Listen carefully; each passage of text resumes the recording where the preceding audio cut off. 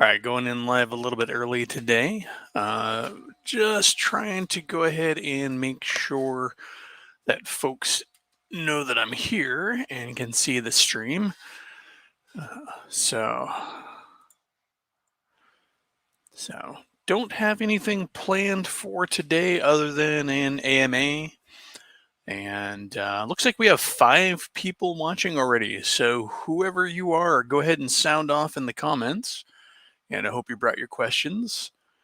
All right, so let's see.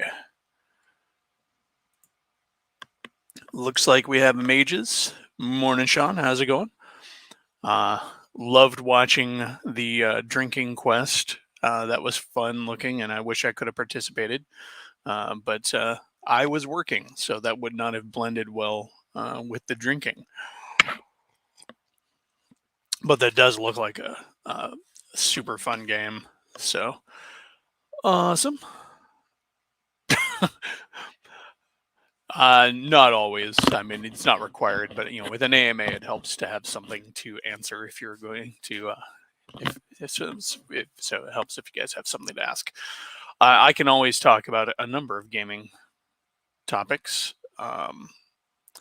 You'll, if you notice in the background, hey Echo, I've got miniatures in the case back there now, slowly but surely figuring out what goes in which display case. That is going to be, because that case is right next to my painting desk, I am moving my work in progress miniatures into that case to keep the dust off them while I'm between painting sessions. I paint infrequently. Let's see.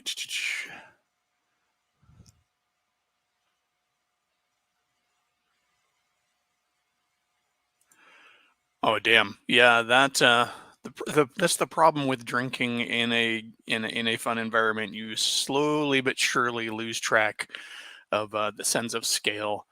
This is also how I managed to drink 4 pitchers of beer in one sitting and didn't realize it because I was just drinking my beer and my wife was just refilling my cup and ordering new pitchers.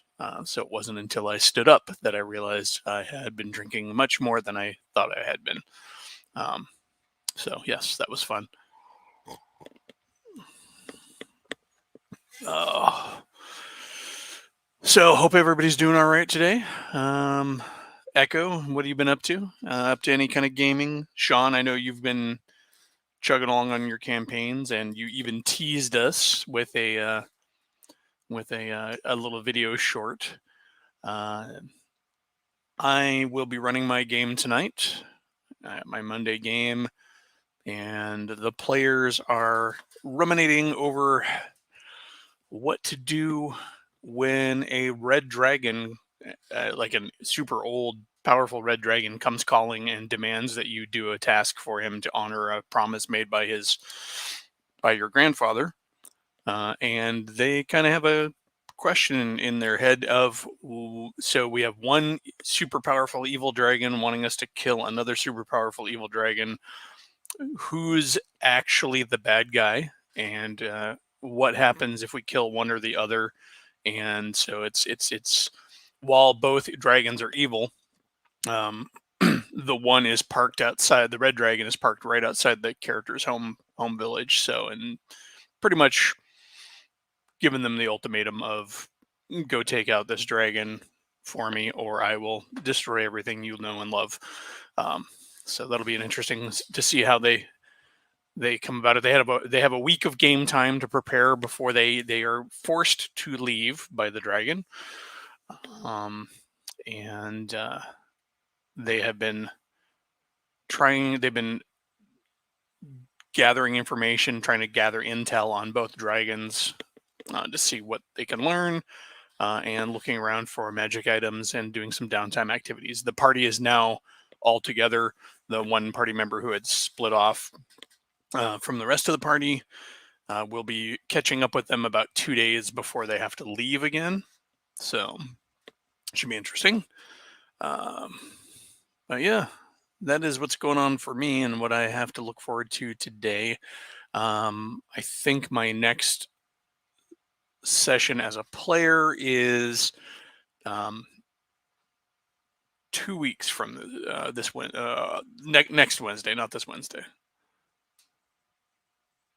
Hey, Shadow, welcome, welcome, welcome. All right, so still playing MMORPGs, but getting ready for DCC. That's cool. Um, I mean, you play what you can and what you like to do.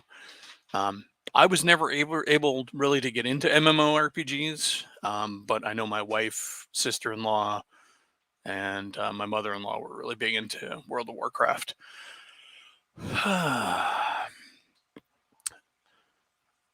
Canceled games, those suck, but it happens. And that's the thing, when I have no game in a week, then I just try to make up for it and use the extra time to plan appropriately.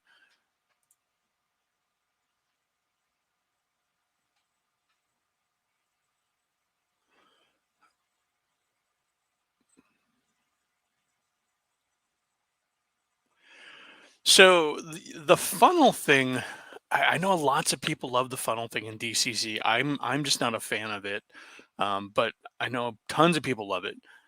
Um,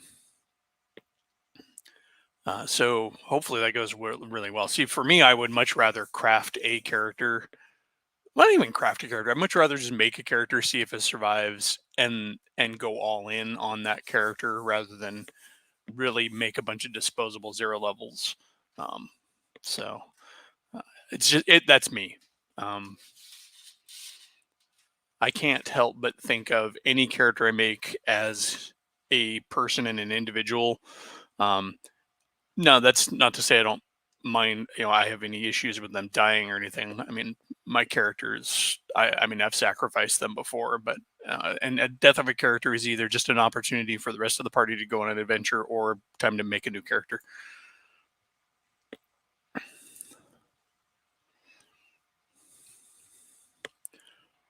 Yeah, and that's I think kind of the way that I would like to do it is just have. I remember back in the day when I was playing more. I mean, one caveat here is that I have spent almost all my time in RPGs as a whole as a game master. I haven't played a character on a regular basis before what I'm doing now for a decade or so, and a wild geek appears. Hey, John, what's up, man? So this is this is cool. I got 5 people looking, but yeah. So I do remember though back in the day having I have a cleric character and I have an assassin character and I have a fighter character and I have all these different characters made that I would make. Sometimes I just sit down and make characters because it was fun to make characters, or you had an idea or something like that, and we would just kind of cycle those in and out based on what we were running. And if one of our characters was already occupied in another adventure or something like that. So that organic funnel sort of just happened.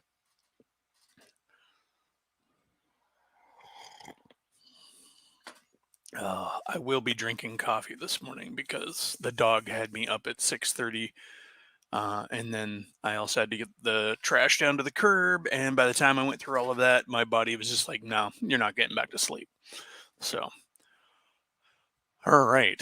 So, um, you know, let me kick this off. So, for the folks who are new to me and haven't heard the tale, or don't know what my pedigree, I guess, is for gaming, um, let me take you back through the Wayback Machine, and um, go back to 1979, when 8-year-old Eli visits a friend's house from the old neighborhood he had moved away from. That friend happened to have one of the box sets. My memory alternates between the Moldvay and whichever came before that. I can't remember because somebody else in our life had the previous edition. Um, yes, yes, I am. No, but anyways, I go over there and he's got this game. It's got a dragon on the cover. He opens it up. It's awesome. We play it all wrong. Um, We had the map laid out on the open on the floor, and we are going through it kind of board game style with our characters. Um, yeah, the Holmes edition I think would have been the one that had the just kind of blue and white dragon cover. I really like that cover actually. Um, so and we played it all wrong, and I absolutely adored it. And I had to go home and spent the whole weekend trying to rewrite D&D from memory. Um, and then I cobbled together an adventure. It was cheesy, but I made a full color dungeon map that was probably way over detailed because artistic little Eli decided that he wanted to draw every last thing, and and I'm it's called the Temple of Elf Doom. I made a I even made lore for my very first adventure. I mean, keep in mind one chance encounter with the game, and I'm already trying to world build and DM. So clearly, this was my calling, my destiny. I don't know. But yes, I made this lore song that tells the players all about the history of the Temple of Elf Doom, um, and it was set to the tune of Greensleeves. And so that was the beginning. It was a undead pact adventure, um, undead elves and stuff, and it was just super fun. And it was just a haphazard sort of thing that my mother and my dad sat down and played with me. Bless their hearts, and not in the negative tongue-in-cheeky southern way. Seriously, I mean, amazing parents to just sit down with your RPG crazed child and play through a haphazardly created adventure. But anyways, I was hooked from that point on.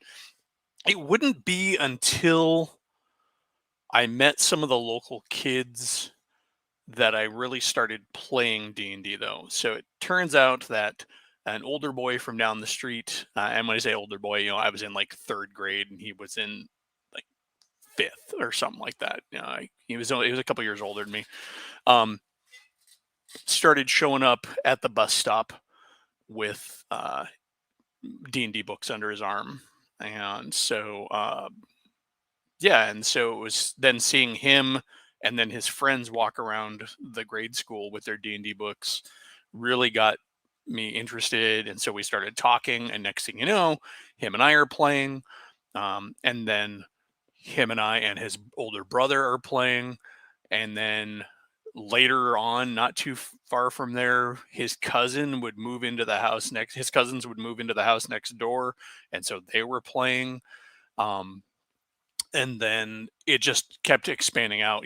Then we met a group of D&D players um, from kind of the next neighborhood over, so we had like two kind of closely related D&D groups, uh, and it was uh, please don't, the hobby doesn't need that. But yeah, so I mean that's just kind of where it kicked off. And back then we used to play sort of a mishmash of AD&D and basic, or BX, and so it was just fun. But yeah, I was in it all, as a DM from the very beginning, and quickly started to discover other games. Also from the get go, I was also a miniatures gamer because we used to buy all the miniatures that we could find and could afford with our pocket money and extra chores and everything. I also played board games really early on, and not just your typical, Yahtzee and Parcheesi and all of that stuff like that. There was an adult gamer in my life who was also a board gamer, and one of the games that we loved to play when we would go over to his house, spend the weekend there playing D&D amongst ourselves and playing board games with him, and then doing yard work for him and stuff. He was a really cool guy. He was like one of those big brothers and stuff like that. He had a job he was with the city computer department, and just very mentory. So he's really cool. He's also a complete stoner, but whatever. And so we would sit there and play games like Assassin, which is a great game. And I would play Conquest, I think it was, old Roman island hopping bridges kind of a game. But yeah, it was just, really cool. It was super fun to play there. Let's see. Sorry, I got a text from the wife. But no, and it just kept getting bigger and better from there. In the early days, this is untrue, sir. Um, I played some bookcase games, things like everything from lightweight stuff like Feudal, up to trying Panzer Blitz and Squad Leader. Um, I also picked up a game called Imperium, which was way above my pay grade. I remember it was a, my biological dad was in from town and had to go to Spokane to get, I think, his truck licensed or something like that, because he was a long haul trucker at the time. And so we went there, and I saw a game store, and of course I had to go to it and picked up this game. And my parents tried to warn me that this sounded like a lot of college level math and stuff. And I'm like, no, I want to play it. It's got spaceships. And so that sat around, and we played it in different ways. And a lot of times we would make up ways to play games if we couldn't figure them out. But yeah, just kind of, I mean, I missed Traveler when it came out. Traveler wasn't on my radar. And Traveler never, I don't think, never did itself any favors, because Traveler was, if you've ever seen those old Traveler books, um, uh, they were so nondescript, and you had a black cover with a color band stripe, Traveler logo, very minimalist, and then the title of the book.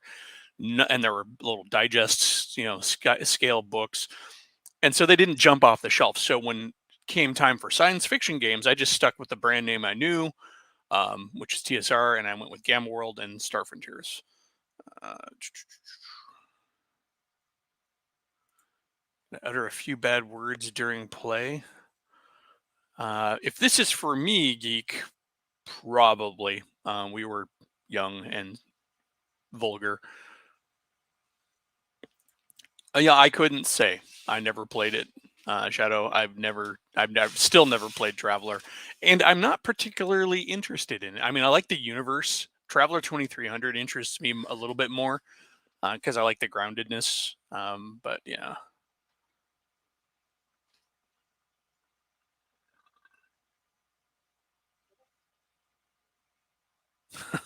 You guys must be talking about diplomacy. Um, Closest I ever came was playing a variant of it in my world history class in my senior year of high school. That was awesome. Senior year of high school, I had two amazing classes. I had a sci-fi literature class, um, which was, how can you not enjoy that? And then I had a world history teacher who was well traveled and was a war gamer. He had like magazine racks full of copies of the General and stuff in his classroom, and during lunch we'd come in and play like Fortress America and Axis and Allies. And as a demonstration of Renaissance sensibilities, he pulled out some diplomacy variant. I think it was called Machiavelli or something like that. That was just super fun. We all broke the class up into teams.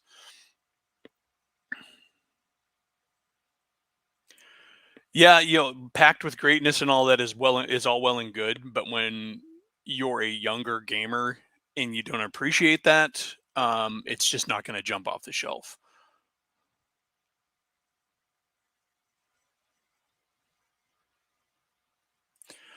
It doesn't need romanticized spaceship art. That would be really kind of defeating Traveler's purpose. Although it does have some good spaceship battle stuff if you look at some of the expanded art.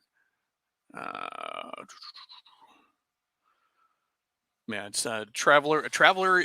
It's an interesting universe. It's a populous universe, but it has a lot of alien species, but you really don't have the opportunity to play a ton of them, which I like.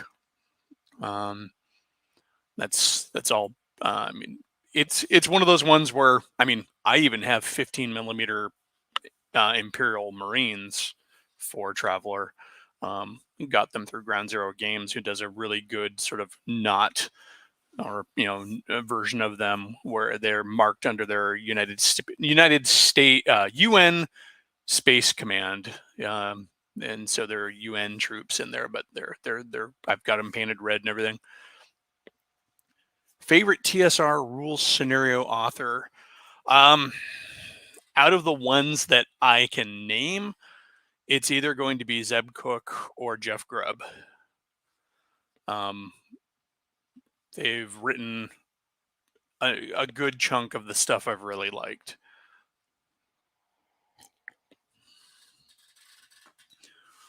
Grubb did the Marvel game, and Zeb Cook did Isle of Dread, which is one of my all-time favorites, as well as Star Frontiers. So there is that. Let's see. Yeah, I think 13 though is old enough to start appreciating content versus art. By the time I hit 13, I already had Star Frontiers, and didn't see a need to get into it. I did pick up one small digest game back in that day that we had a lot of fun with, and it's called Space Infantry. It really sucks because now that I've seen, and I picked up a new copy, or not a new copy, but a replacement copy of the core rulebook just to have.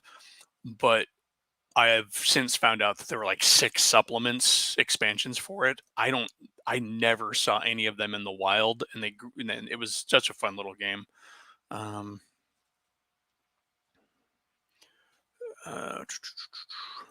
Yeah, I think this is true of a lot of people. When it comes to gaming, I'm not a fan of digesting tons of lore and sticking to it. Even when I play games like Star Wars, I still very much am this. We're not going by. We will use the expanded universe stuff, but don't come at me with comments about how that's not how it was in the books or whatever. So, because I mean, I've been an expanded universe fan of Star Wars since before novels, when it was all done through the Marvel comics. So, let's see. Grumpy, welcome, welcome. Let's see.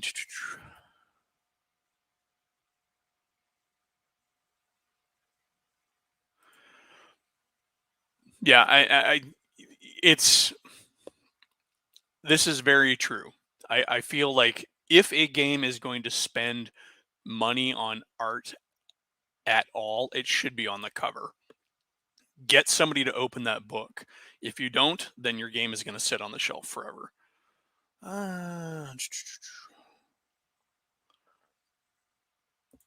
Yeah, this is the thing. I mean, you can kill yourself trying to remember the lore and trying to fight with it, or you can use the lore as a nice backup and a mine for ideas for playing, and just play with a general understanding across the table that you are not playing strictly to anybody's particular lore. If somebody wants to hedge on that lore in a game, I will make it their responsibility. Like if you're going to come to me and you're like, my character's from Menza Barons and he's a drow and all this, I'm like, okay, cool. Well, that is for you to worry about, and I'm not going to worry about it until it comes to play in the game. Yeah. So I'm going to pause talking here, give you guys a couple of moments to think up some questions for me. Geek, I appreciate that question. That was a very specific and answerable question. Yeah, but it's going to be Jeff Grubb and Zeb Cook. So those are the two that I can always remember, and I remember them because they wrote the stuff that I really like.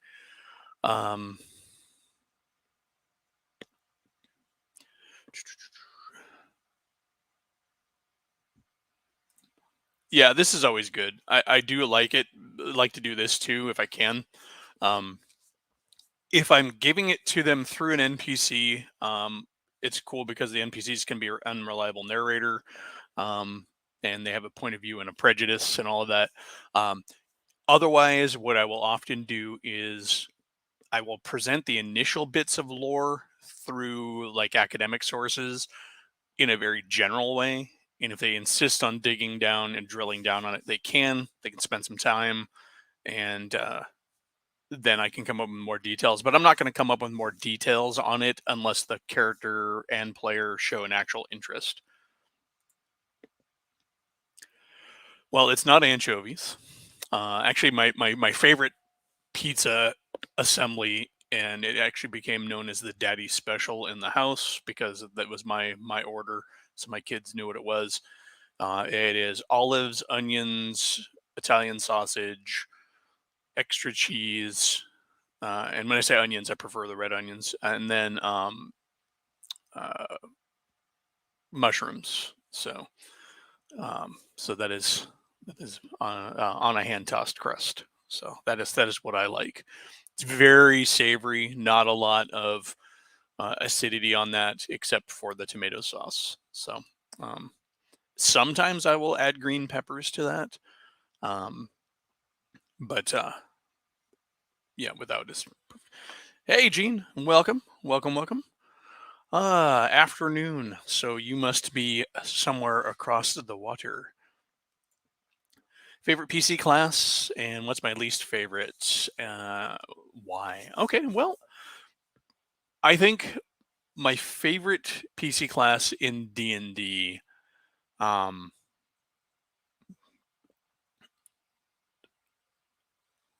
in terms of what I've really enjoyed playing the most, um, and that's gotta hands down, it's gonna be like a paladin or a cavalier. Um, those are really they're easy for me to play, because honestly, they just sort of fall right where my mind is. I'm kind of a goody two shoes and do gooder, so those are really easy to play. Um, and which one I want to play kind of comes down to whether I want to be a magical heroic knight figure or a non-magical heroic knight person. Least favorite is monk, and I've mentioned this before. I've never played a monk, and that is because to me I always had so much trouble reconciling them in a Euro fantasy setting. And as I've gotten older, I've been able to figure out ways to do that and to consider it and to just kind of plug it in and just concede the fact that it's there. I mean, I've gone so far as to like put little uh, foreign subcultures and compartmentalizations within my setting to excuse those. Let's see.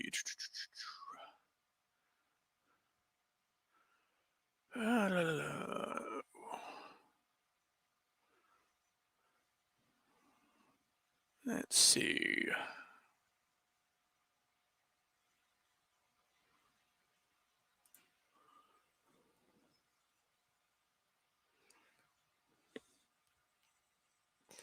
Come be a goblin. I'd probably end up being the goblin who is actually a good guy, and he's like, gonna get, you know, teased for being not very goblin-y.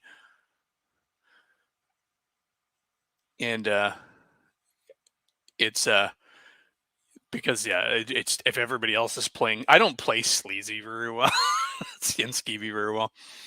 Um, that surprised me, man. How you would have never guessed that, unless you're being sarcastic, that I would play a paladin. Um,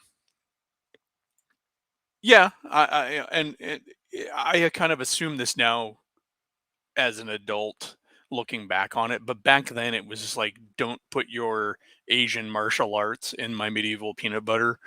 Um, and it just didn't gel well in my brain. Let's see. Yeah, and that's what I've ended up doing. Is I either will, like I said, I'll either put populations of their native culture, close to the rest of the group, or I'll just come up with some medieval, um, European style, medieval style equivalent, and kind of reframe key as divine might or whatever. Um, You usurped the goblin throne. Does that just mean you licked everything? Let's see. Hey, Jason, welcome. This is Jason from Mechhead Studios. He has a YouTube channel. Go ahead and check it out. I should also shout out to all the other YouTubies I know here. That is going to be Yold Geek, where I appear on Wednesdays. And then Mage's Musings. He has a wonderful channel. He's trying to get some videos out, but I know he's going a little bit more of a different route than he normally does, so it's taking a little bit longer. But the trade-off should be better quality. Shadow and Son has a channel where he and, well, his son also talk about miniatures and RPGs and just general gaming lifestyle, I guess you could call it. All good, worthy channels. Let's see. Yeah, for those people who only know me through the internet, I may come across as a very different person than the people who know me in real life. I was a very boring person. Let me put it this way: this is an AMA, so to tell you just how straight and narrow I am, not narrow, but straight and clean and neat. I was told by my father once that I did not understand my sister because I wasn't a real kid, and that I probably would understand her if I would have got into more trouble growing up. But yeah, so I didn't when I was a kid. I didn't drink. I didn't smoke. Didn't do drugs. Didn't I did a little bit of sneaking out and staying out late, and I did try drinking, but ultimately decided to stop drinking on my own. I used to get in fights, but then I stopped getting in fights on my own. Nobody made me. It was just, I was always very aware, very, so paladin or cavalier makes a lot of sense for me. Uh, Podcast last night, and one guy's suggested everything went wrong with the introduction to thief class.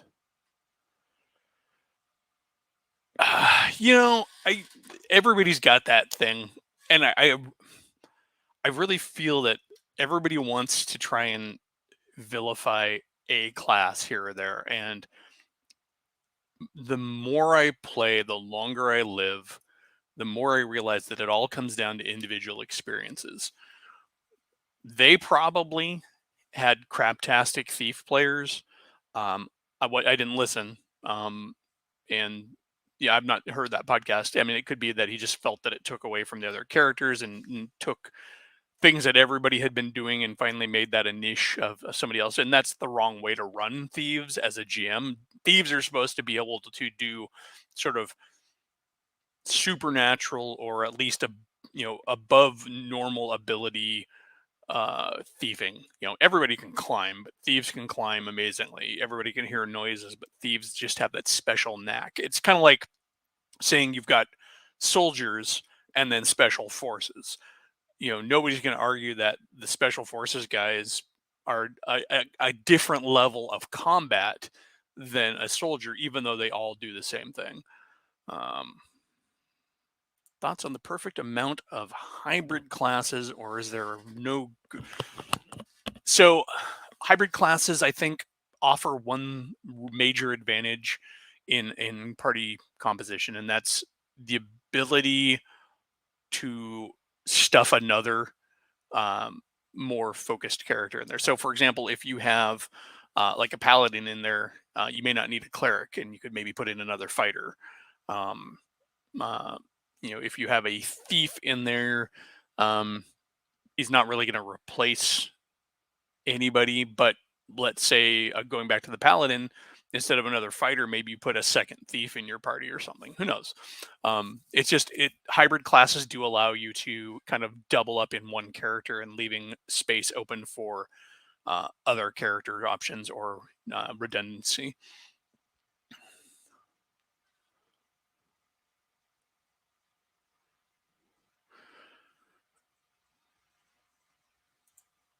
So this is a hard one. So those are good, and that's kind of like what Tecamel and even to a degree, like RuneQuest and stuff we're trying to do, or Dark Sun.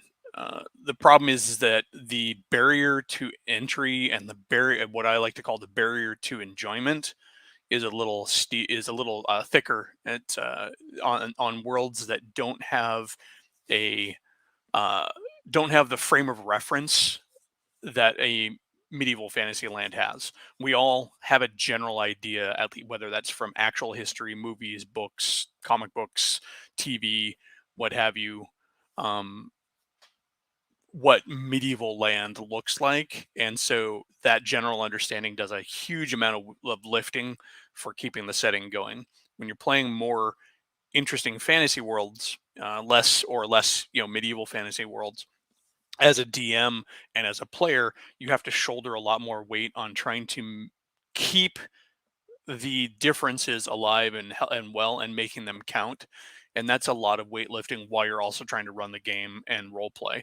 This is why games like Talislanta, while it's an amazing, just variety, it's like a buffet table of just weird fantasy coolness. It's very hard for me to run or plan because everything is so different.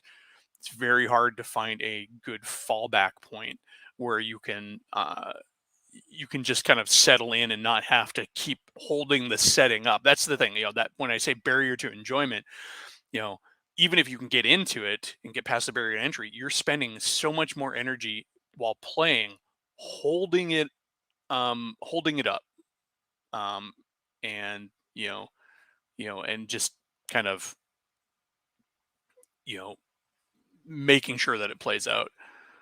Uh, let's see. Going back through some of the comments here. Of course, man. Your channel is good. I like the casual. I'm really enjoying the channels that are much more casual, and this is not meant as an insult or anything, but less produced, where it's just dudes sharing their love of the game. Let's see.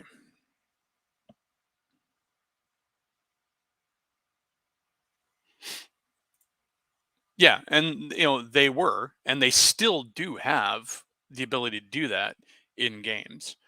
There are general rules for listening for noises, um, in most of the systems. There are general rules for bending bars, lifting gates, and I would say that picking locks and all of that, while that's what the DM is there for. Um, let's see.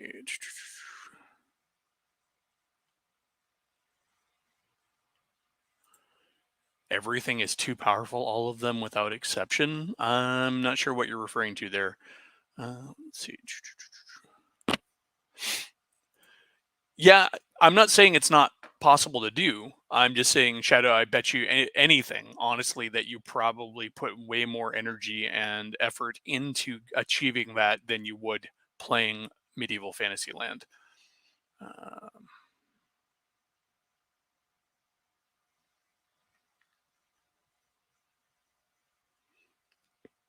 let's see.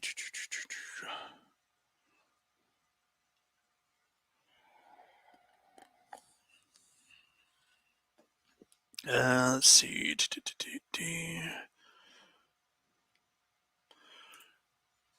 Yeah, that's exactly the point.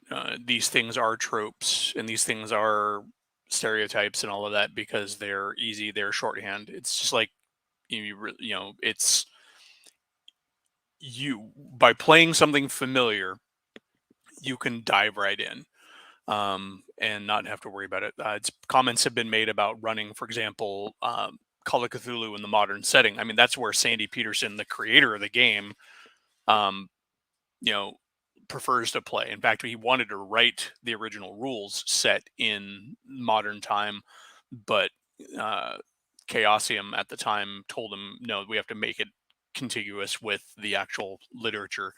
Um, and by playing in the modern world, you just don't have to you don't have to imagine what you don't. Your brain just you live there. So I mean, all your focus is now on the stuff in the game. Uh, Nah, the only reason I know of this, honestly, Shadow, is through your channel. Never encountered it in all my time, and have never actually laid eyes on it. Uh,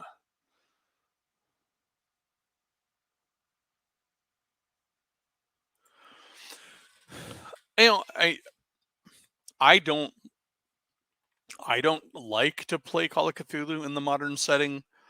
Um, Mainly because I live there, and I would rather play in the. I have also have an affinity for pulp, and so playing in the 20s and 30s really appeals to me. I do have a second campaign with my Call of Cthulhu players that takes place in present day, and that has been fun on the few times we played it. It's fun. One of the characters in that game, uh, has the book in his possession, the book that was published by his 1920s character. And so it's funny because essentially, as the 1920s campaign progresses, he gets access to new information in the modern era. So, um, just because we assume that it's been written about to some extent in the works of his character from the 20s. I don't know if that's cheating or if that's just amazing meta, but I enjoy it, and it's a fun way to go. So, well, and that's the thing. If you've been into that since then, um, that's fine. And don't get me wrong, I have written crazy wild settings myself, and I do enjoy them. But I also find that finding players for them, keeping players happy in them, and then running them is much more work than just running the default. Uh,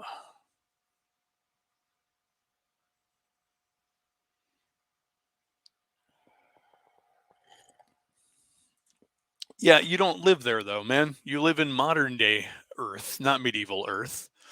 Let's see.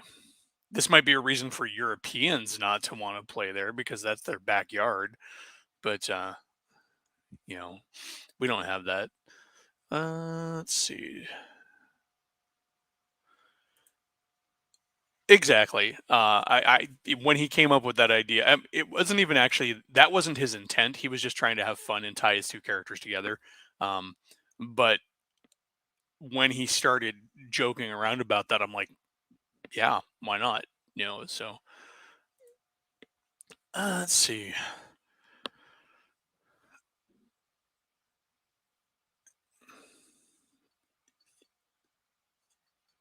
Yeah, this goes back to what we were saying before with keeping your own canon, keeping your own lore. Um, I am, for example, not the most tech savvy computer guy, and so I may run my info systems very Hollywood when it comes to gaming, modern. Um, it's also I am woefully untraveled as a modern American. And so, in depicting other settings in other places, in the real world, um, it can be a little tricky for me as well. It's all going to be Hollywood. Now, fortunately, all my players are also Americans, so we all kind of have the same frame of reference, except for a few people who may have traveled to Europe in their youth, or whatever. And I mean, I've been to Japan, but my firsthand knowledge of Japan is circa 1989, and it is very different now. So, anyways, let's see. This is true, but I mean, are they?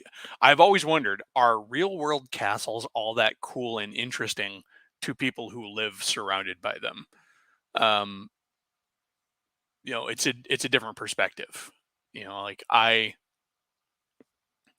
you know, to me, they're just fantastic and amazing and neat. Even though I'm also, a war gamer and a historian, and so I understand the function of them and their limitations, all of that. But I don't know if it would be quite so cool being in my backyard. Well, I'll take your word for it. Uh, I've heard other opinion points of view, and I think to a great degree that may be coming from the war gamers. You know, a lot of, for example, if you look at uh, the most popular wars to reenact by place, Europe loves, and I guess from what I understand, there's a lot of people over there who are really into the American Civil War. Um, and Germans love the Wild West. It's just, you know, so now I mean, granted, we also reenact the Revolutionary War and Civil War and stuff too. Uh, yeah, and it's just like quaint little medieval villages and stuff are still there. I mean, heck, as far as I understand, they still build things that way in some areas. Um,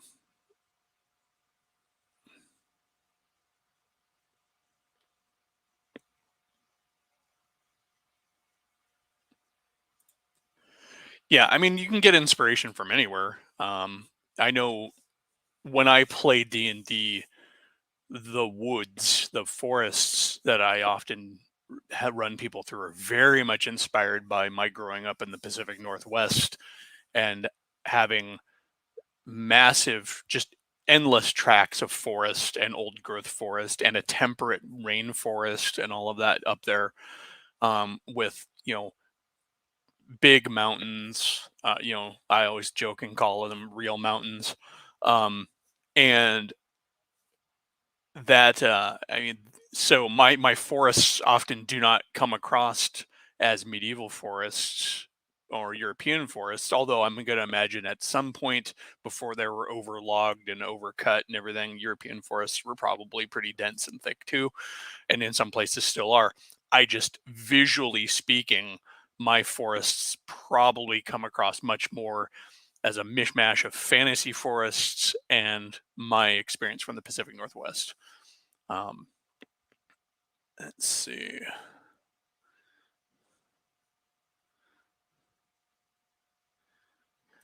Yeah, and I think the closest I've ever come to being in anything old, in the U.S., that when outside of indigenous, you know, uh, sites here, has been when I was on the East Coast and in New England and some of the old towns there. But you have to figure those are only a couple hundred years old at most, at best. Let's see. Yeah, and that's the thing.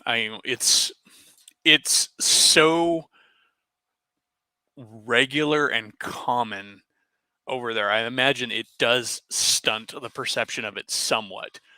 You know, we are so new here in the grand scope of things that n- nothing is so old as to just defy memory. I mean, we're just now coming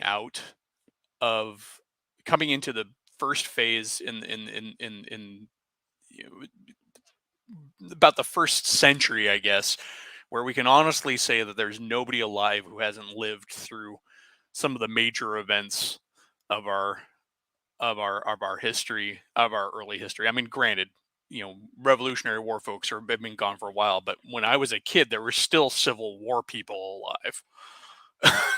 It's just, it's nuts if you think about it. Um, let's see.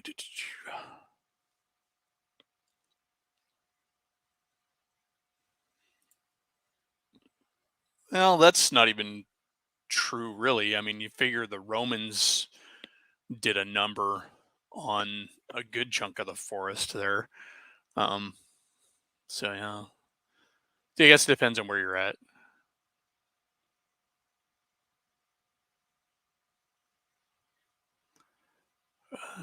Let's see.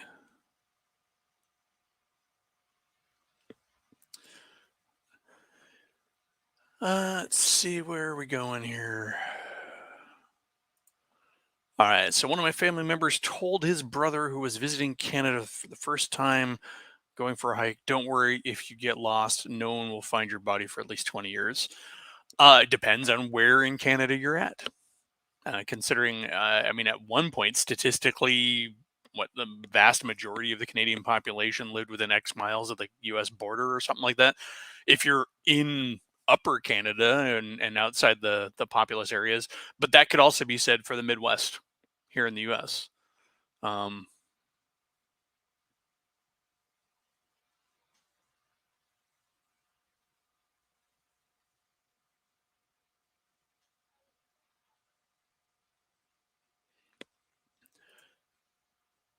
Shadow, what are you referencing here? A little bit more clarification on that. I'm not sure what that's in response to. Uh, Rambo the board game. Have I played it or seen it? No, unless we're talking about one of those cheesy old Milton Bradley, Parker Brothers, like licensed tie-ins from back in the day that we all got as kids. Played them like 2 times and then lost all the pieces. Uh,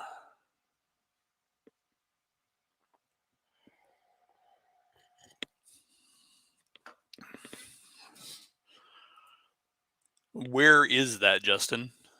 What I mean, if you don't mind saying, or at least what country?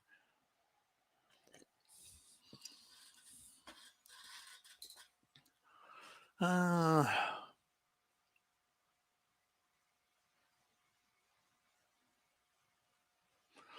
yeah, I'm curious what you're referencing with the slavery remark, Shadow. I'm not sure which part of what I was talking about that was coming to. Let's see, because I'd like to answer it. Let's see. So that's actually an interesting topic there. Really pulling inspiration from around you.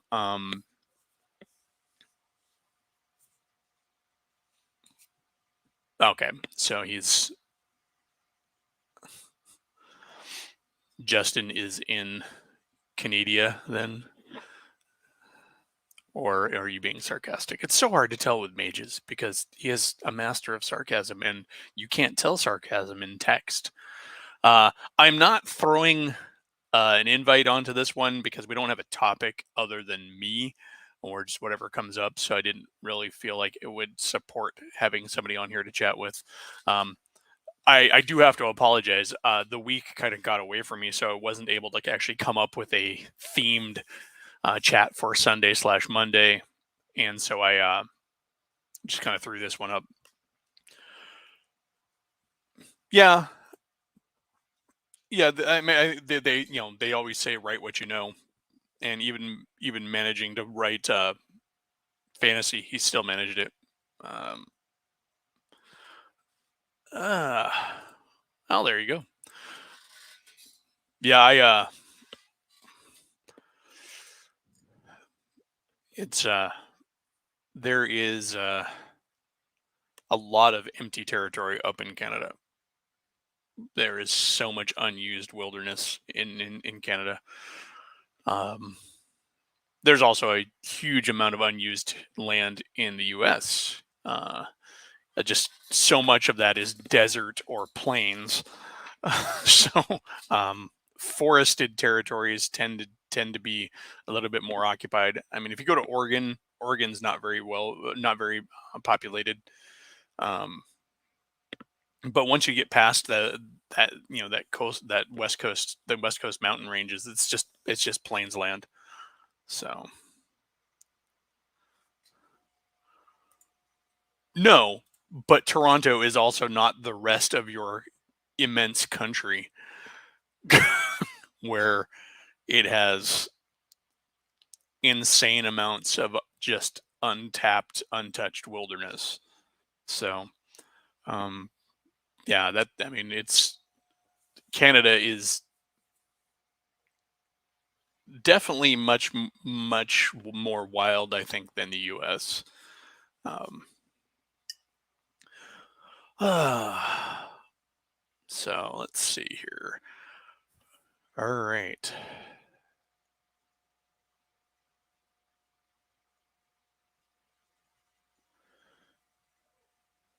All right, here we go. So how can people how people aren't alive who lived through certain events? Um,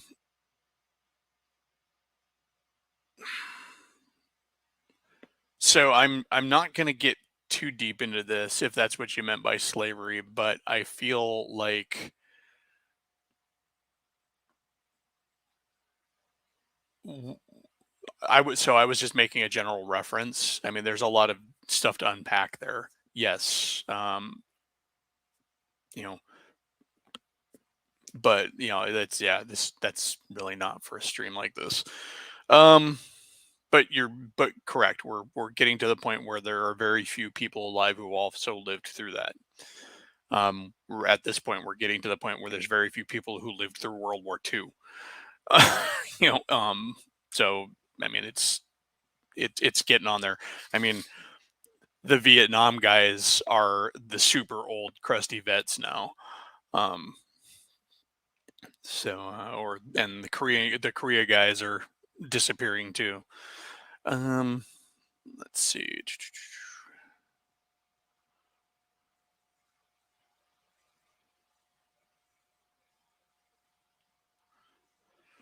Let's see.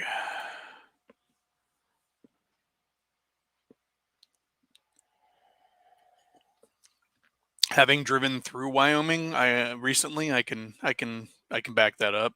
Yeah, Wyoming was quite empty. Um, it's that for that. I mean, Nebraska actually, at least where we were driving through Nebraska, was pretty populous. Montana seemed empty as all hell too. So it's like yeah, these flat states, they could just look more empty than they are because there's just nothing.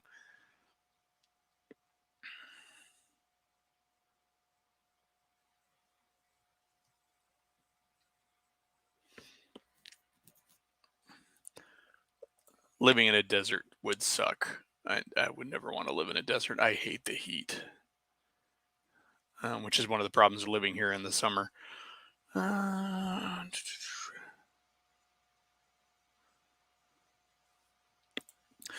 yeah, although it's funny. There's a lot of times I think about for what it must have been like, with the first contact with various things.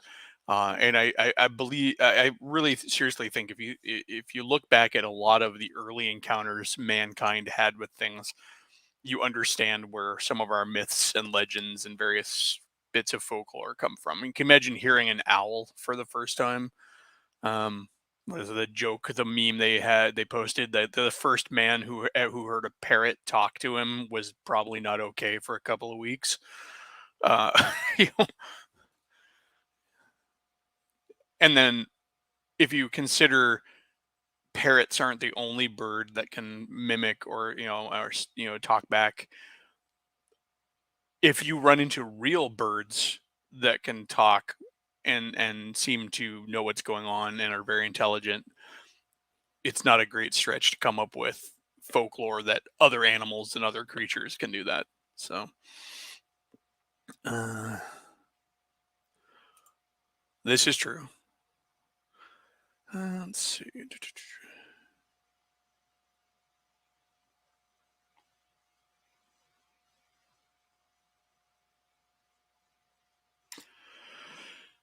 Yeah, I always find this interesting.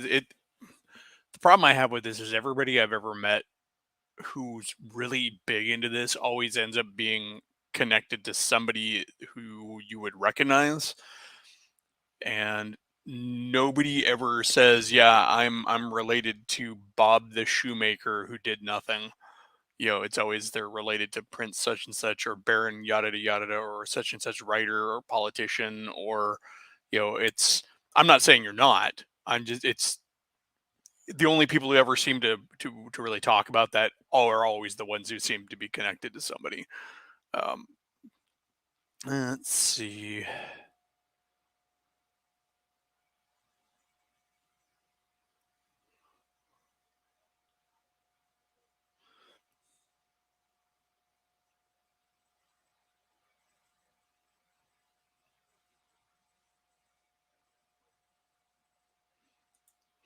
Yeah, and I have to imagine that too, because the what happens when that parrot goes back to the parrot colony, because parrots are social birds, and they all start learning the words. And next thing you know, you're randomly running into birds that speak to you first because they know you're a person instead of you saying words to them and them saying it back to you.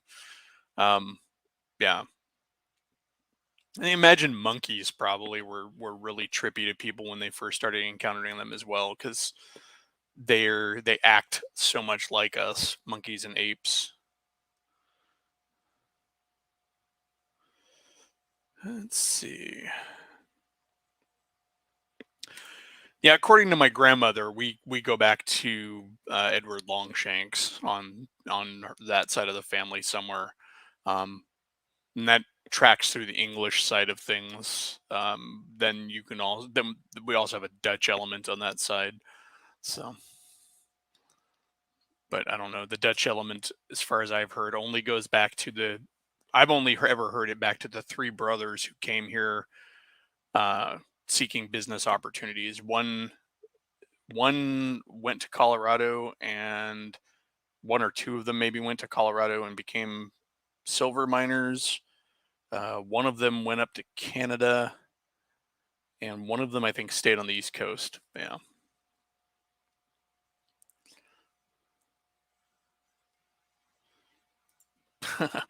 Well, you just need to start hiring those assassins now, mages. You might get yourself a country in no time.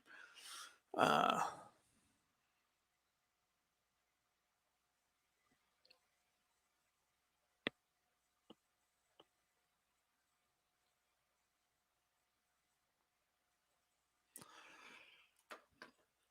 yeah. Um, it's an interesting one. I imagine stepping onto a continent that had no people, and I mean, being the first humans to make it to the American continent. Um, that would have been kind of a trip because it must have seemed like just a vast empty land. Because more and more they're finding out that the earliest peoples, the earliest humans, were not as secluded and detached as they thought. I mean, we've confirmed intermingling between Denisovians and Neanderthals and Cro-Magnons. So we have that.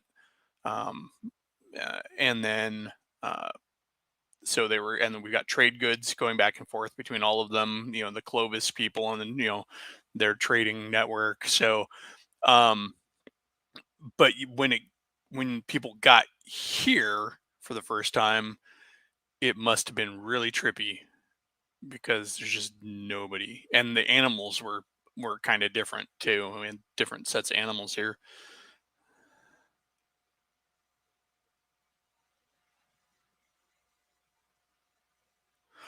Ah, okay, I misunderstood. I'm not sure what are your. I'd be curious to hear what your 2 degrees of separation are then. Oh, I wonder if that's an actual tornado siren or no, it's the second Monday of the month. That's when they do the tests. Those are always fun. What happens if there's actually a tornado on the second Monday of the month? The wind is by no means high enough for there to be tornado issues. Uh, there we go. He's already setting up his court. It's funny. In the context of an AMA, there are 8 people watching. That's fun. I like that. In the context of an AMA, when I was in grade school, there was this little shit of a kid who basically held court on the playground. He was from a well-to-do family, relatively well-to-do, not like rich. I mean, they lived in a comfortable suburban house, but he had a lot of cash to throw around. Um, I think that's because didn't his parents made good money, but they decided to live comfortably within that. Anyways, he would keep all of us kids on the playground on a point system and assign us stats and roles. And at first it was fun. It was kind of like, you're part of a club. And then it became very clear that he was an abusive shit. And I ended up trying to beat the snot out of him in, I think, fifth grade, because he was making a buddy of mine feel like absolute shit. Um, but yeah, so uh, yeah, a little bit into the past. Um, that was the kid too who had like all the cool games growing up and would like never let you play them unless you had earned enough points. It's like, fuck you. Anyways, um, yeah, that fight culminated in me picking up a piece of the concrete playground and trying to hurl it at him with both hands. So it went kind of savage, but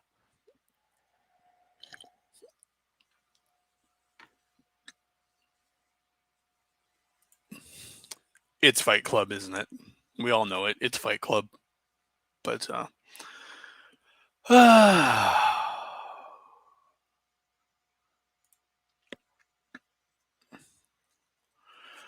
well, yeah. I mean, Vikings were probably used to meeting new people all the time, and historically speaking, Vikings were probably better traders and uh, diplomats than they were fighters. Um, it can be argued that their reputation was perhaps a little bit overinflated, considering some of the soft targets they like to hit, um, and the reputation and how much their reputation was served by just peasants and clergymen who were scared shitless. Um, Not to mention that's like trying to say that an entire people, it's like going and saying all Americans are horrible and savage because Hell's Angels, you know, or whatever, whatever, tough group is out there making all the headlines. Um,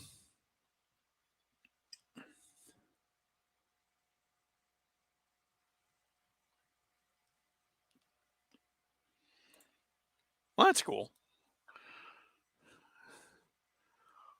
I have never met, well, that's not true. I have met a couple of interesting people in my life. I have met Michael Stackpole, who, if you've ever read any of the BattleTech novels and stuff, he's written a lot of them. Very nice guy. Sat there at a table and talked to us all while one of our buddies went up to the room at a convention to get all of his books to have Stackpole sign them, and came down only to find out that Stackpole had already signed them several years before, and without missing a beat, Stackpole signed them again. So all of his books are double signed by Stackpole. Um, and then I have met, um, oh my god, I can't. His name escapes me. Famous paleontologist, not Bob Barker. Um, the other guy. God, I can't remember his name. Um, yeah, I was on an elevator with him, and he was very drunk at a convention. That was fun. I wanted to talk to him, but he was drunk, and then I would have totally fanboyed out on him. So that's not cool. Uh, yeah. Let's see.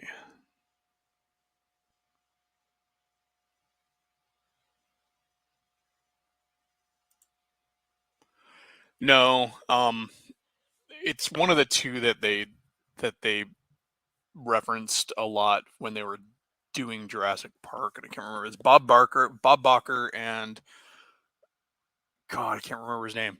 But yeah, it's he was very drunk on an elevator with me, and I wanted to talk to him, and I could not. It's an American paleontologist too, so that could narrow it down a bit. Um,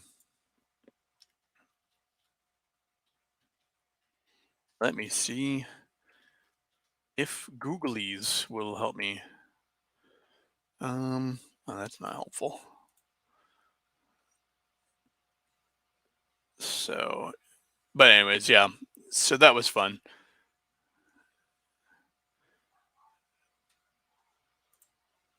Who is this? Jack Horner. That's who it was. I was on the elevator with Jack Horner, and and he was very drunk.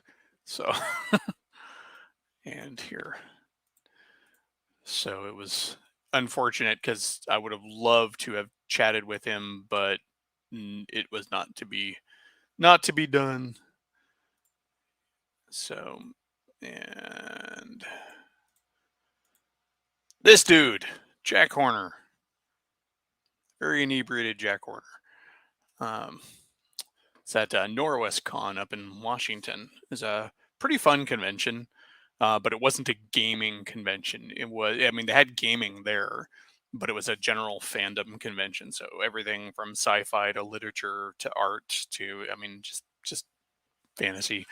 They had like one room for games, and it was small. Now if I don't even know if that convention's still going on, but it's probably got a larger section for gaming due to the boom in D&D, I imagine. Let's see. All right, questions. Got another hour technically that I can pull off. So, questions or things you'd like me to talk about, opinions you might want to know if I have, as long as they're gaming related or hobby related or fandom related. We're up to 10 people.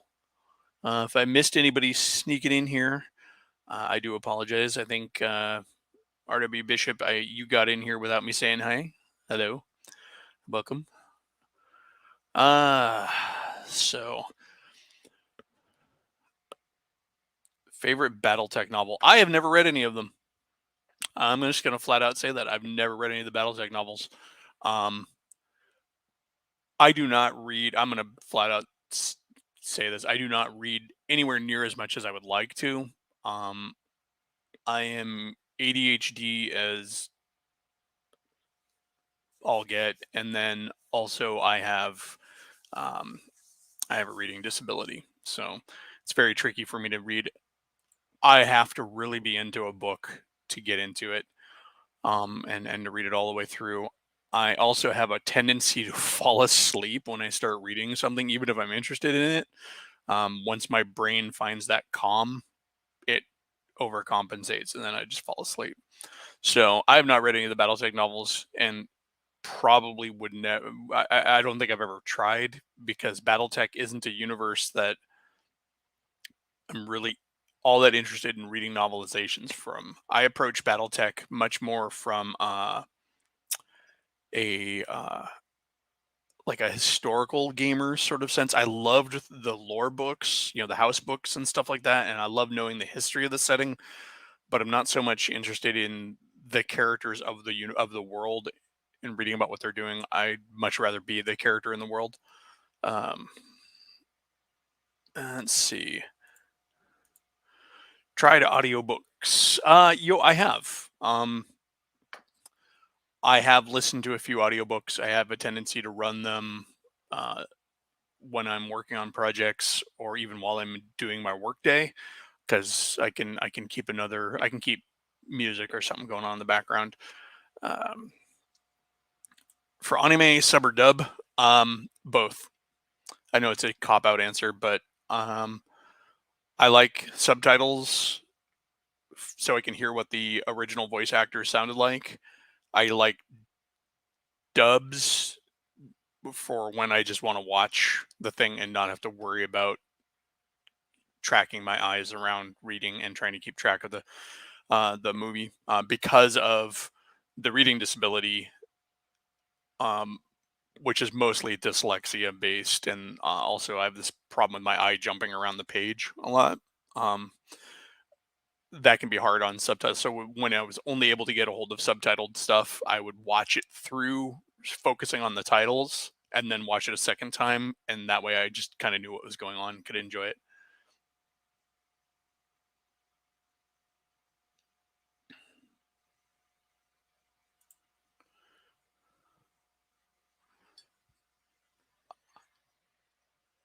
Highlight the edges of Russian green. Well, if you're highlighting it, I would just use a lighter. You mean like shading it?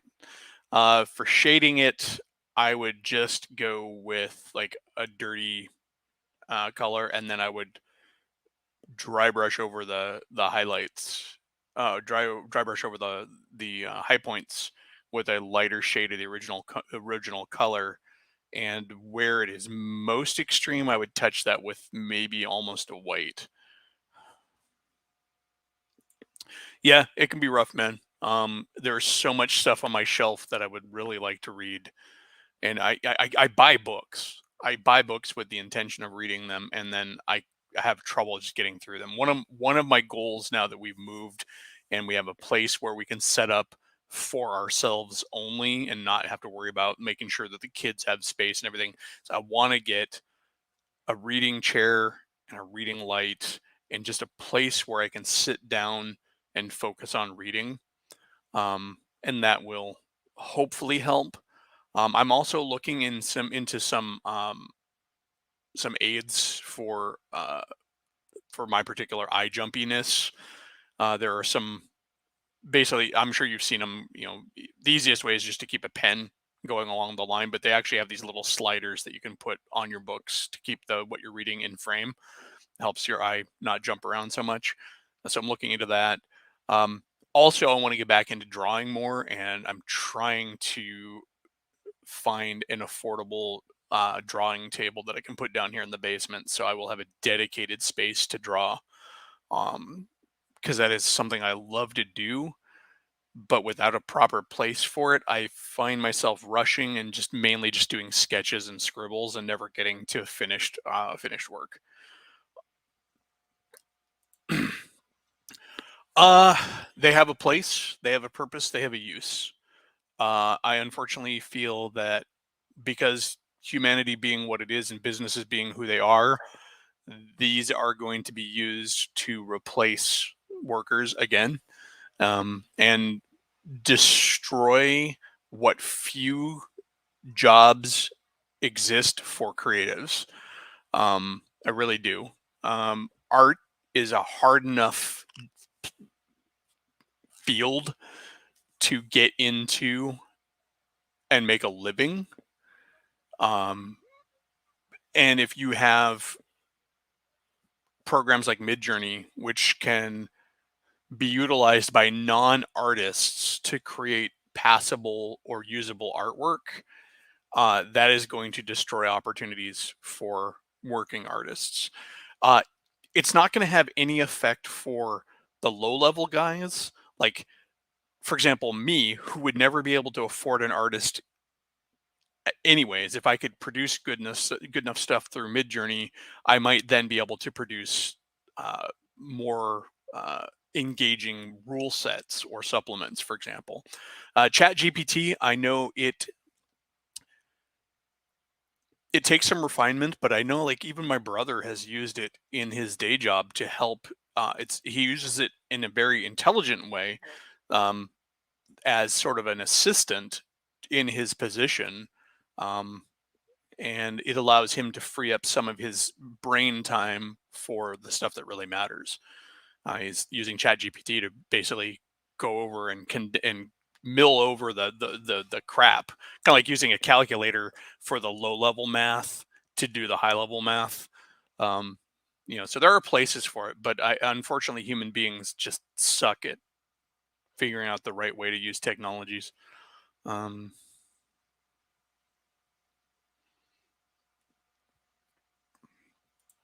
I'll have to look this up. Thank you. If I drove a lot, this would be useful. I A, hate driving, and B, I don't have anywhere to go. Um, so, which is funny. I hate driving, but I also drove across several states. But that's open freeway driving with nothing on the road. So that was, and also it was an adventure. Um,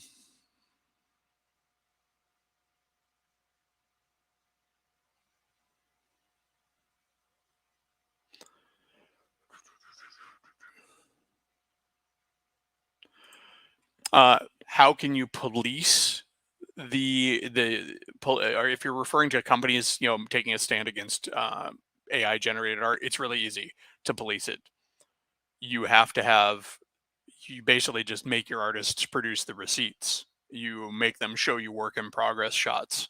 You make them show you that they actually did the work. Um, and that's how you police it. Um, all right, man. What are you cooking?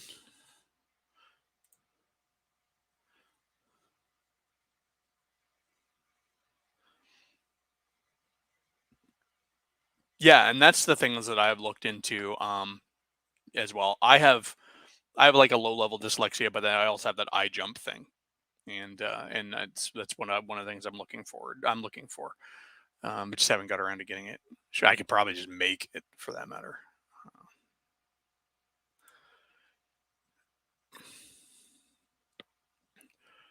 I'm a huge fan of the old Gnomes book, um, and then the subsequent books that came from that.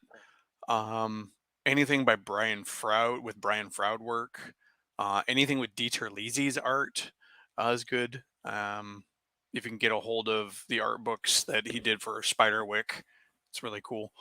Um, in my head, Brian Froud and Dieter Lisi are the artist, just like Kingdom of the Dwarves is the default for what my vision of dwarves is like. The Fey folk in my head always fall back to Dieter Lazy and Brian Froud's stuff. John Bonner stuff as well.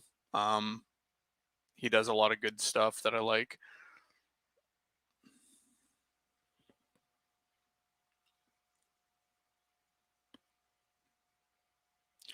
Yeah, and that's the thing. I can do it. It's the other thing. The other part of the equation is the ADHD that I have that thinks of things and then forgets to do them, or the executive dysfunction that keeps me from actually starting projects. Um, so yeah.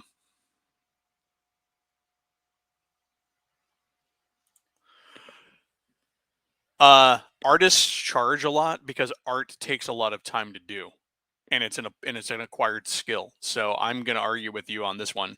Artists are not charging too much. They are charging what they should, and people devalue artwork and don't understand how much it costs to actually make art. Art is something, even illustration work is something you should be paying for, and if you can't, then you shouldn't be producing works that use illustrated that rely on illustrations. Um, that's just yum. You wouldn't lowball somebody with another skill set that you actually valued, but collectively people in general devalue art, and so it's really easy for them to try and lowball artists. Um, Everybody thinks that it's just sitting down and drawing pictures. No, it's a lot of skill, a lot of practice, a lot of talent, a lot of hours of work for decent art. If you want to pay lower rates for art, you can do that. You're also probably going to get lower quality art, or you're going to be getting it from places that can afford to undercut the general artists market, which is going to be often going to like Eastern European artists and the like. Um, that's where a lot of folks are going for cheap art. Or you're finding up and comers who you can afford. That's what I did. If the thumbnail, for example, that I used for this chat is art that I contracted as concept art for one of my miniatures ranges by an artist named Todd Ulrich when he was still in art school. I could not and cannot afford him now. In fact, he doesn't even take new customers or clients anymore because he actually has a real job working for an actual game company. Uh, was it Jared Blando? Everybody knows him as like the big artist who does a bunch of maps and stuff and uh, uh, gaming products. I have concept art from him from back in the day that cost me under $100. I'm sure I could never afford him now. Let's see.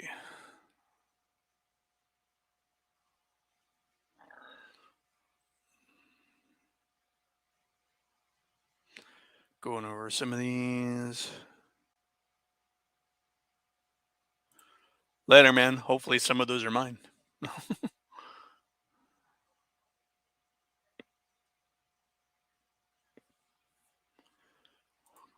Well, and that's the thing. I mean, yes. So your previous comment, Shadow, was, at least the way it was written, seemed like you were very much down on the pricing of art. Um, Artists are pricing their art usually still undercutting themselves, but they're pricing it as low as they can and still cover their margins. You're right. Companies, and this is where the worry is with things like Midjourney, is that companies, big companies who are always looking at the bottom line and looking to cut costs as wherever they can, are going to now get rid of more jobs and put that out to prompt artists, which that's a job that just appeared overnight, um, who can manipulate AI programs and not actually need to have artistic skills or as developed of an artistic skill. Let's see. Yeah, their work is good. There was a miniatures ring, like a Kickstarter not too long ago, I think, that tried to do some miniatures in their style. May have been a different one. Uh,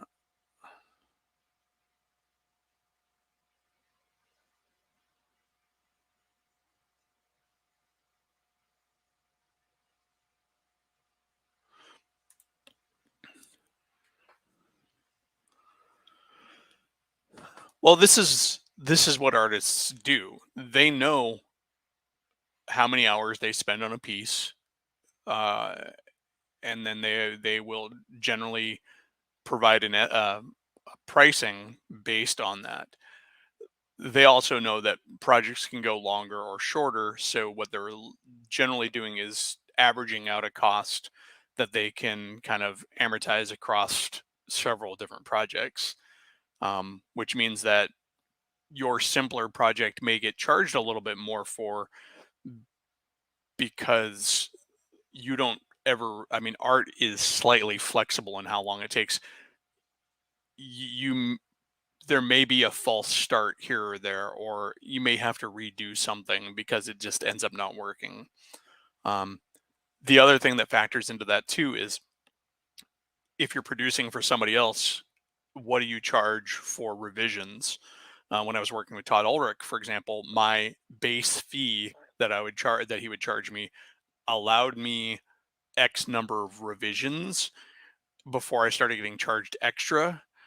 And so it put the onus on me to come up with as detailed and as specific a description up front of what I wanted, and to be very clear, including sometimes having like sketches that I was able to do, like napkin sketches, whatever you want to call them, of how I wanted the composition to be, what I wanted the base creature to look like, and then all of that fell to me to reduce the chances of having additional revisions and therefore additional costs. Um, let's see.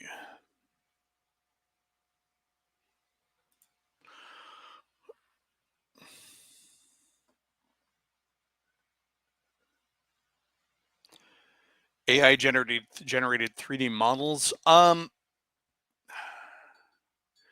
So I'm sure this is going to happen. I feel like this is one that is slightly harder. So it's going to happen, but it's going to have another layer to it that AI is going to have to figure out.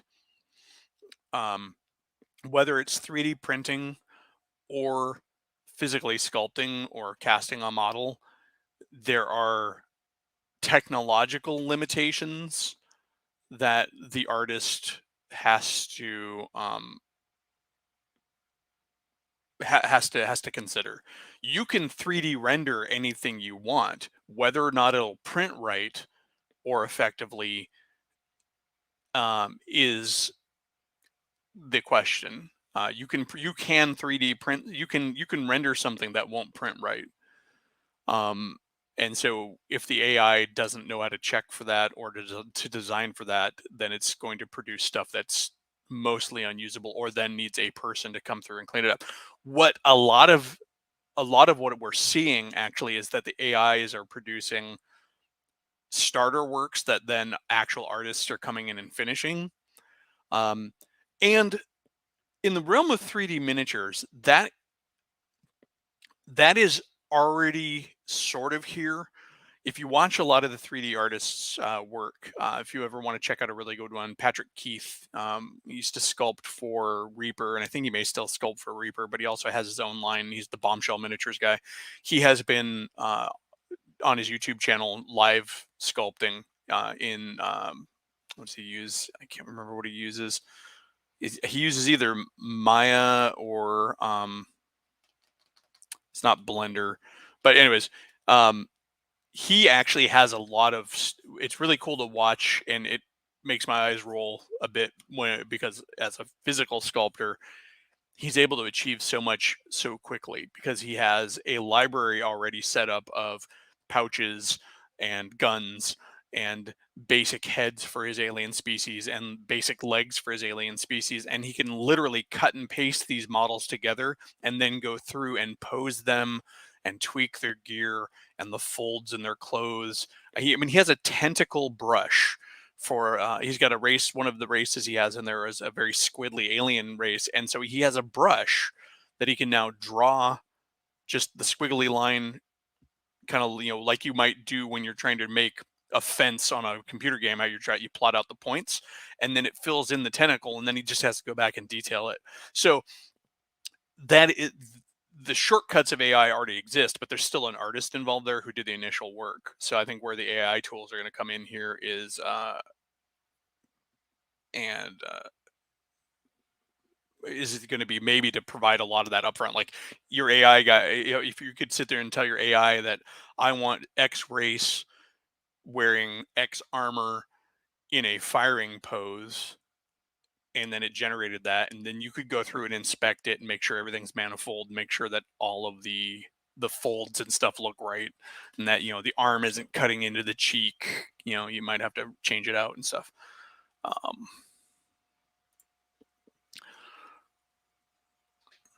Yeah, the ChatGPT is interesting. And then it's funny. I know that people have kind of hemmed and hawed and pissed and moaned about WotC wanting to say they want to do AI DMs. I don't think they're planning on getting rid of actual DMs, but I think what they're talking about is providing an option for people who can't find a DM.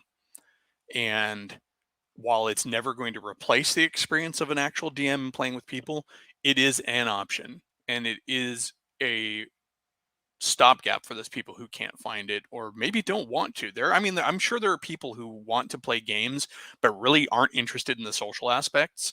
You can see this with a lot of people playing the solo games. Older game systems like the Fantasy Trip and all of that could be played by yourself. I mean, back then it was because the gaming community wasn't as big. But I could see AI being good for options.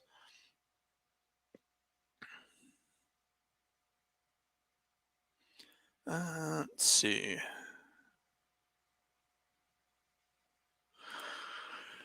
Uh, it it doesn't have to capture imagination though to produce marketable, acceptable artwork in a commercial sense.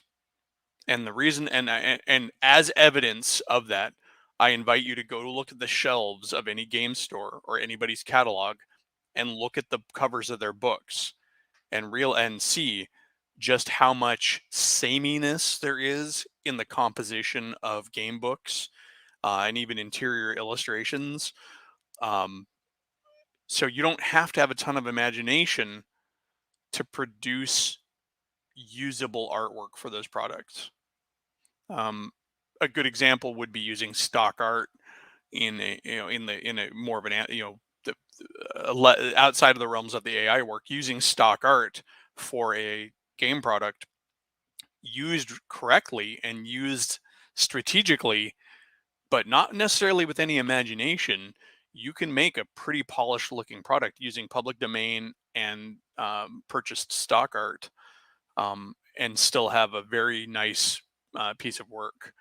I haven't produced anything like that myself. I've seen it done, but I've also, for my own use, I often use stock art and things like that, or even not just stock art, but art I found um, in my products, not products, but in my personal stuff. Uh, yeah, this is already a thing to one degree or another. Um, it's just a matter of making it, better and more playable. Um,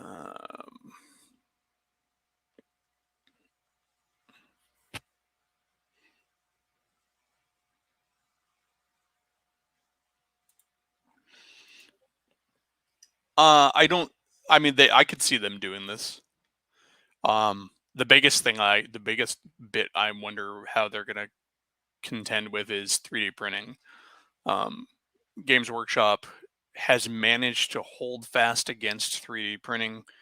Um, and then there's a whole bunch of psychology to unpack there and how they engage with their market. But eventually, 3D printers are going to be good enough to where their arguments on quality are going to fizzle. They're almost there. Uh, so, yes and no. Often technologies are banked on based on their potentials, but those potentials don't always come to fruition. If you look back in, say, like the 90s, um, remember how big VR was going to be and everything? Do you really see it all that much today? Companies were putting a lot of money into VR, but we really don't see VR to the extent that they imagined we would.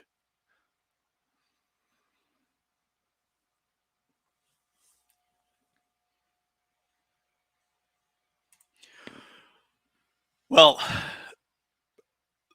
so if you want, this is a lot to unpack here. If you want a future where mankind is unburdened um, by the trials and tribulations and drudgery of simple labor, you then have to reimagine and re-envision what human society is. And that's the thing that we're not good at. We're great at coming up with technologies that can make that happen, but we're no good at coming up with ways to actually make that happen. You laugh about watching the old Jetsons, and here's George complaining about his 3-hour workday and his aching finger, because he's pushing a button all day. Or Star Trek, where we're always like, mankind no longer has to work for his basic necessities, and that's achievable, but that requires a rewrite of society and just human nature as a whole. Um, Later, man. Um, so let's see.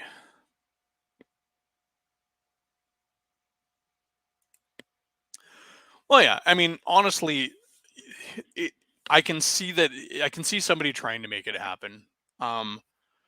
The Hopefully that only the big companies will do this, and they're probably the only ones who will be able to afford to do it. Miniatures are still relatively physical things that require production. Um, Games Workshop, I can guarantee you they would love to get rid of their artists. They don't even credit their artists anymore. This is ridiculous. Like everything. So back in the day, you used to know who designed a game, who sculpted a miniature. Games Workshop does not credit individual artists or individual writers anymore. It's all just written by the Games Workshop team or written presented by Games Workshop, because they are so dedicated to making sure that their customers are captive, but also that their talent is so captive that they won't let any work done for them be used to build a body of work and a portfolio that a artist or a writer can use to start their own endeavor. All those old sculptors for Games Workshop have been able to go on and make new ranges of miniatures. Bob Naismith, Ollie, Tim Prow, the Perry brothers, all those guys have had miniature ranges of their own built on their names. The only area that's really they really can't do that is with the Black Library stuff, because there's literary aspects there that they have and rules that they have to adhere to. That's why you'll know that like Dan Abnett wrote X Warhammer novel. But Games Workshop, what'll end up happening is they'll just decrease their margins and still keep upping their prices, and because they have to keep their rabid investors happy. But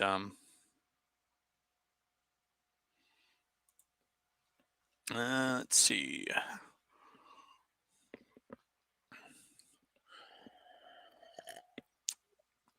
Well, the problem with Dune is Dune, like so many of those old stories, makes the assumption that we're going to build machines capable of trying to overthrow us, and if we do that, then we kind of get what we deserve.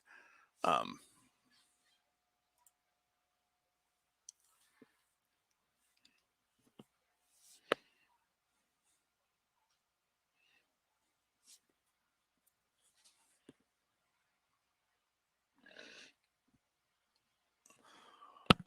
well, there's a difference. So deep fakes are not VR.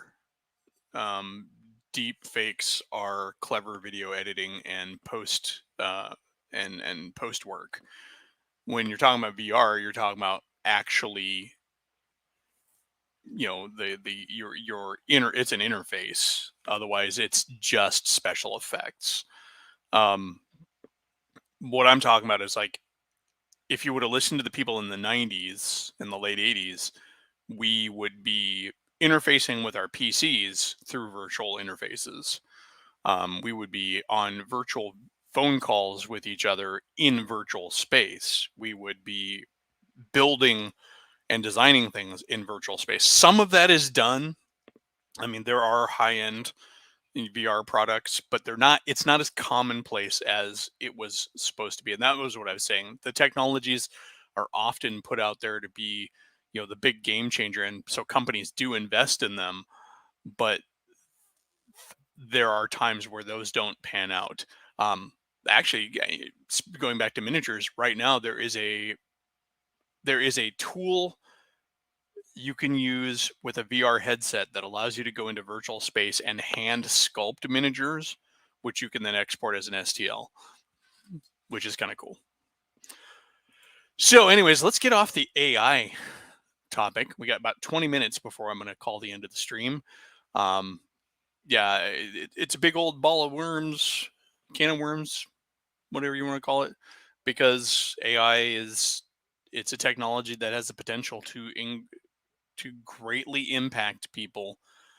And I'm going to go on a soapbox for a second here. You can't keep eliminating jobs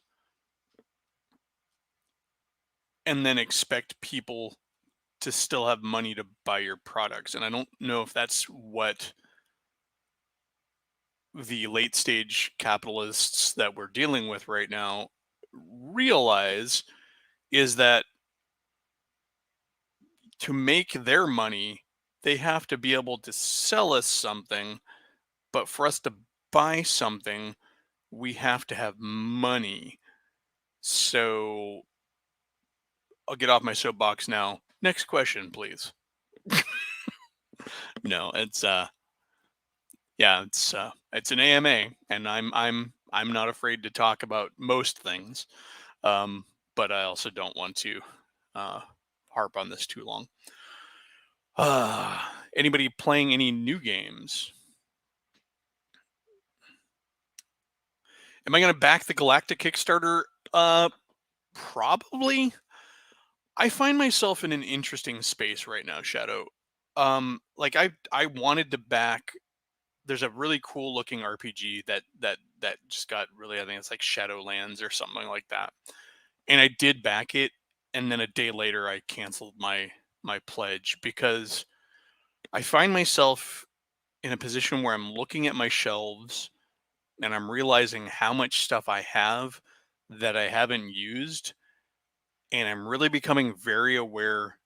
And maybe this is as close as I'm going to get to a midlife crisis, but I'm becoming very aware that I'm on the countdown of my life. And so I have to weigh all my purchases at this point based on whether or not it's worth me getting them, and whether or not I'm adding to a pile that I'm never going to be able to use.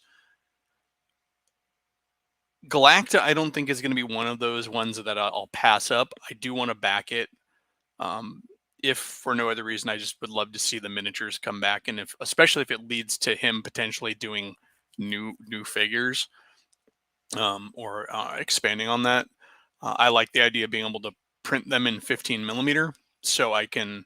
And I think they should print up in 15 millimeter pretty well, because those older figures from Heritage, because of the time they were made, have they're not super crisp on the details, and they're not super fine on the details, so they should shrink down relatively well and still work.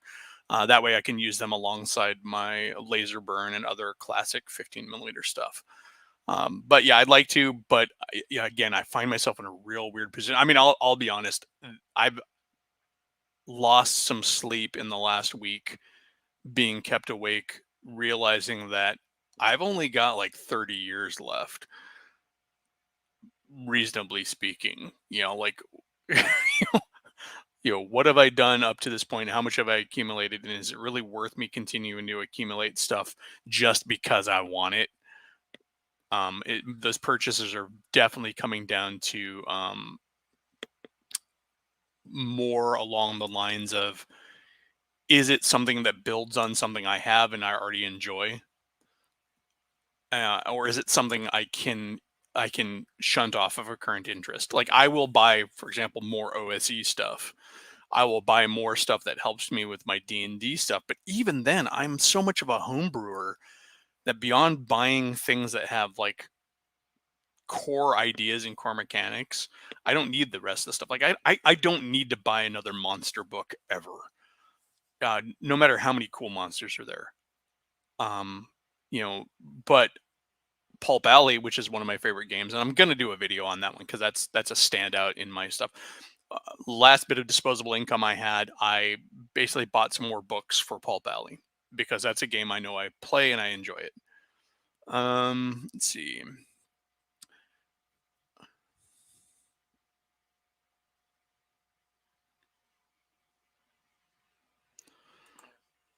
As far as I understand it, that's what it is. It's STL's. He's basically, as far as from what I can tell, what he's put out, he's basically had the original Heritage miniatures scanned, and is now that are now available 3D. I don't know anything beyond that, so we'll have to wait for that Kickstarter to come out. And I know it's supposed to come out this month. I don't know when that is.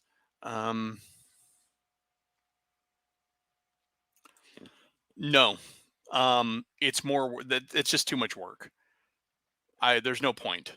3D scanning. So for 3D scanning to work and be practical, you have to know how to do 3D scanning, but you then also need to know how to go in and do the finishing work in a program like Blender or something like that. And I don't have that skill set. And I'm not so sure I want to develop it. Honestly, I would love to actually learn 3D sculpting. Watching Patrick Keith sculpt his stuff and being able to just cut and paste and drag and drop elements and then tweak them to form brand new miniatures that are just as artistically expressive as his physical sculpts. This, real quick, one thing that amazes me is guys who have gone from physical sculpting to digital sculpting, but can keep their style. I know from physically sculpting, like I've done, like anything else you do with your hands, there's so much um uh so much that you can do. So much of it comes down to muscle memory and stuff like that. And it's the fact that these guys, because I've seen like Jason Wiebe, Patrick Keith, God, who's the guy who does Redbox miniatures? Anyways, I've seen all these artists switch from physical sculpting to digital sculpting and still keep their style. And I'm like, how good are you as an artist that you could communicate what comes from your hands into what comes through your stylus or your mouse or your pen or whatever when you're sculpting on the screen. That is amazing.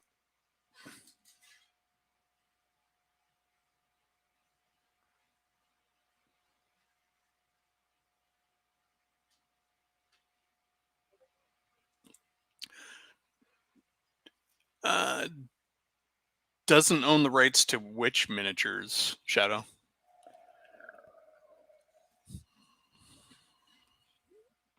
All right, so let's see. Did I miss any questions? No, it looks like so far it's been Shadow. We're down to 7 folks in chat. By all means, ask questions. I will talk about Paul Bally briefly here. If you've never picked it up, it is the only game that is produced by Paul Bally Games. But at the same time, later, Gene. Thanks for coming by. I think on the next stream I do, I'll pick a topic and I'll probably throw out an invite for folks to come on and talk. Those will probably be topics where it's less me presenting a game or an idea, and more things that actually that warrant some discussion, like how do you do this? Why this? What do you feel about this? Galacta. So he doesn't own the Galacta miniatures. He doesn't own the rights to the miniatures. I thought he was the official producer of the molds. Because if that's the case, then how is he doing a Kickstarter for the miniatures? Anyways, I don't want to get him in trouble or anything, but that's questionable. Paul Bally, though, as I was saying, it's a great game. It's super easy. Lots of stuff for it. And it will play pretty much anything that falls into the broad definition of pulp. You can play sword and sandal stuff like Conan. You can play sword and planet stuff like John Carter. You can play Batman street level stuff. You can play gangsters. You can play Indiana Jones. You can play Lovecraft. All of that stuff works. Westerns, even like science fiction, like Star Wars and stuff, can be played in Paul Bally because it's the way it's structured. It's really a good game. So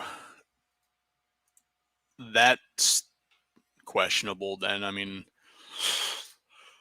well, I'll have to see what comes out on that Kickstarter then, because if he doesn't actually own the rights to them, I don't know if I want to even support a business endeavor, because that's questionable.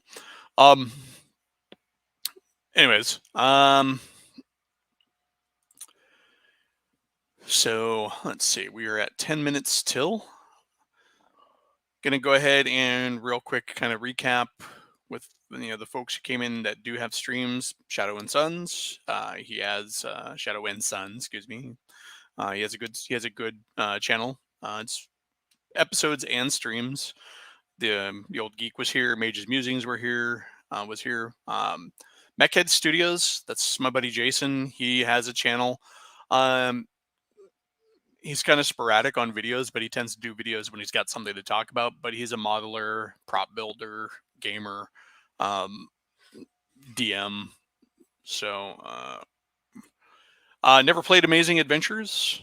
Paul Bally is a miniatures game though, specifically. So I don't actually know what Amazing Adventures is. Let me take a look here.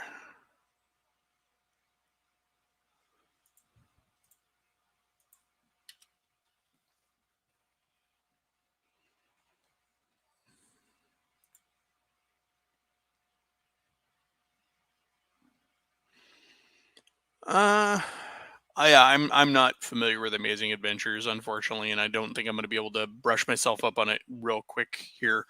All I can say is Paul Bally is a game that will pretty much let you design anything, from a very simple construction system. It tries to it maintains a general balance, but does not obsess over balance. It has rules for all the major genre beats: horror, heroic, adventure. Um, it but it also has vehicle rules, giant robots, things like that. So you can do big stompy mechanical things. You can do high speed chases where trucks are being chased through through a lost world by people riding pterodactyls. Um, you so I have, of the leagues, the war bands, gangs, whatever you want to call them, for Pulp Alley, are referred to as leagues. I have leagues so far. Of the leagues I've made, I have a league of 1920s, 30s treasure hunters, just gunmen and a slight mystic character along with their evil benefactor. I have a group of kind of lower power academics, think sort of a Call of Cthulhu investigator group. I have a lost son of Atlantis accompanied by two cavemen, the undying mummy of a lizard man prince, and a semi magical white saber-toothed tiger that raised him. I have Curious George and the Man in the Yellow Hat that I made. I have a shadow style street level hero called the Gold Llama, um, who is accompanied by his Yeti driver slash major domo. And those are all with the same rules. I could also then pull out all my Star Wars Legion figures and play a Star Wars scenario with Pulp Alley with no problem. Pulp Alley, in addition to having rules for individual gang members, ranging all the way from simple followers all the way up to leaders and sidekicks, and allies. They also have rules for what they call gangs, and a gang is a group of figures moving as a unit, and their power is produced. Their combat effectiveness is determined by the number that are in that gang. So there's your stormtroopers and your Ewoks. Meanwhile, you can have your Han Solo and your Princess Leia or whatever hanging around. One of the largest gangs I've written up for Paul Bally, one of the largest leagues I've written up for Paul Bally, is a mercenary unit of World War One German vets that have gone on to sell their guns as for hire, and that group is something like 17 or 18 figures big, because it uses gangs to form squads of men, and then I have like a lieutenant leading them, and then a sergeant, and then a couple of heavy weapon troopers, but everything else is gangs. So it's a huge unit. You could do Tarzan and a bunch of animals riding up by you doing that. Because the system has, I'll have to do a whole video on it, but Pulp Alley is by and far the most flexible miniatures skirmish game that's out there, especially if you want to play something that's fast and loose. It's not an I go you go. It's got solo play rules. It's got cooperative play rules. It's beautifully produced, black and white rule books, but also it's got a lot of card decks that are nicely done, that support the play. They have their own official miniatures ranges. It's got a well supported community.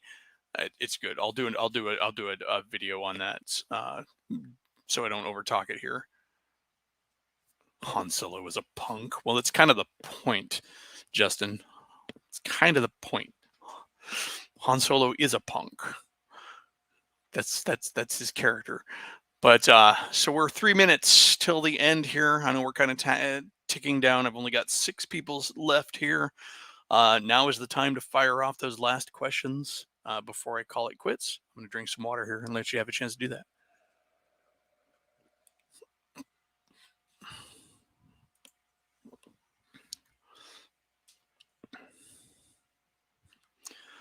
Let's see.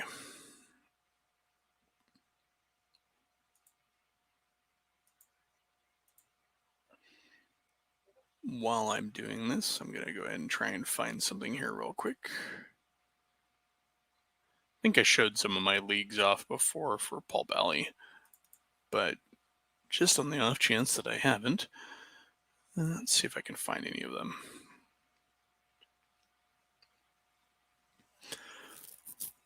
Yeah, it's a fun game. You can do so much with it. You could do westerns. It's really, I don't know if I'll ever actually need to buy another small. I mean, you could do Mordheim and stuff like that with Paul Bally if you wanted to. It's really versatile enough to where. And the cool thing is, if you go to his channel, you can his YouTube channel, the Paul Bally YouTube channel. They do live playthroughs and stuff of the game in different genres. All right, later, Shadow. Take care.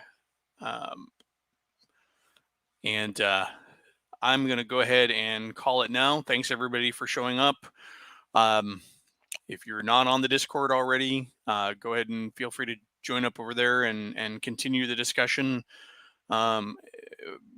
There's a few folks who stop in there now and again. I will be showing up on Wednesday on Geek Stream. So you'll see me there. And I do try to make it to other people's streams where I've been invited, but my schedule often is such that I am not able to do so. All right. Have a good one, folks, and get out and game.